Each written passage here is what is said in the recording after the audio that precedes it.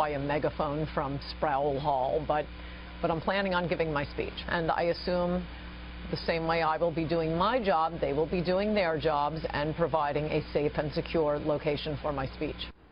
So Coulter says she's going to make that speech at UC Berkeley even after the school called off her visit that's scheduled for later this week. A group of Berkeley students now filing a lawsuit against the university for canceling the event.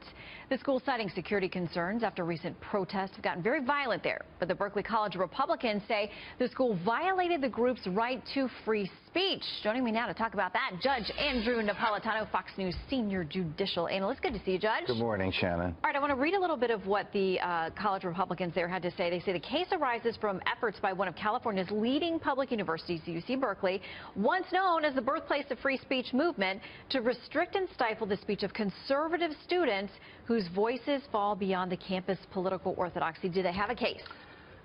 Well, it depends what they can prove if they have a case. We start with a couple of basics. UC Berkeley is owned by the state of California.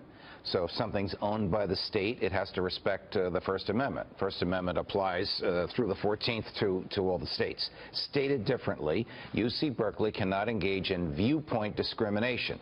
It cannot stop Coulter because it doesn't like what they think she's going to say, but permit somebody on the left to speak because it does like what they're going to say.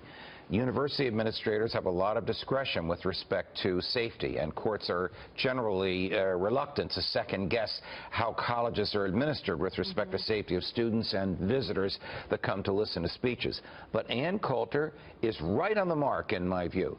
She has the right to speak there because she has been lawfully invited by a group that has the right to invite her.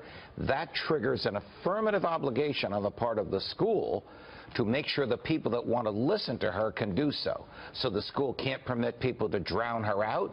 They can't permit people to scare her away. Well, can't scare her away. No. And the school certainly cannot stop her from speaking because it doesn't like her message. Okay, so here is what a spokeswoman for the university is saying.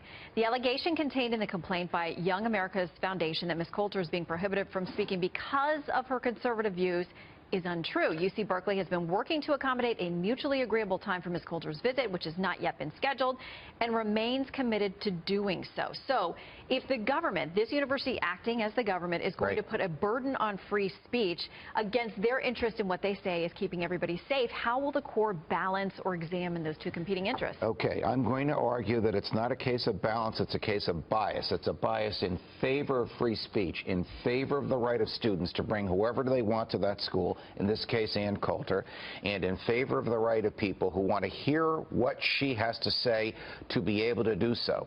So the school has to provide a forum. They can't permit her to be drowned out. That's called the heckler's veto, when the audience drowns out the speaker and whoever owns the building, in this case the school, permits that to happen.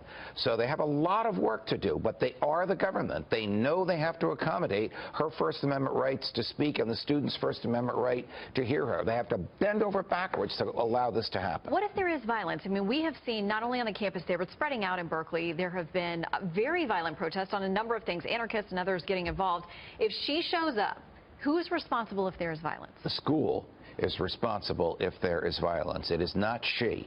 You cannot blame the speaker because people in the audience want to get violent because they don't like her. This is an awful, awful example that we're seeing here, but it happened right there in Berkeley, right where she is going to be. But the Supreme Court has ruled very, very clearly it is not, if the speaker gets up there and commands violence and the audience follows, that's a different story. If the speaker gets up there and gives a speech that half the audience loves and half the audience hates, it is not the speaker's fault that the haters are there. It's the university's fault for allowing the haters to interfere, whether they interfere verbally or with violence. Well, there was plenty of interest in this now, but now I'm guessing there's a whole lot more because we'll be watching to see what happens. Yes, we will. I think this will be resolved before the lawsuit is. You know, a lawsuit like this takes a couple of years. Yeah. She's going back there this week. Thursday. Yes.